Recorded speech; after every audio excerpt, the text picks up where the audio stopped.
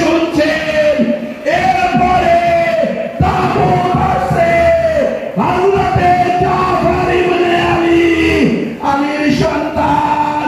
জাফরের তাবুত অনেক কষ্ট করে জাফর সুস্থ হয়েছিল কারবালায় একবার পৌঁছে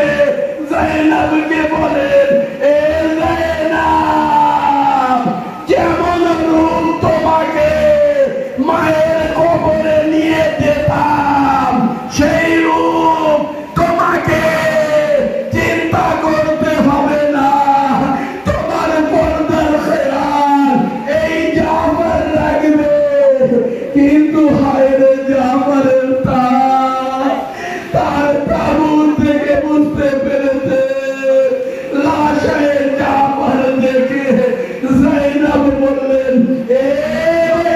জাফর যায়েনবের চাদরের খেয়াল রাখবে। এক যুবককে বলছে এখানে একটু লাইট দিয়ে যাও এত ক্ষুদ্র লেখা পড়াও যায় না বাবু। হযরতে আলী আলাইহিসসালামের ইনিও এক সন্তান যখন বিবি যায়েনব সালামুল্লাহি আলাইহা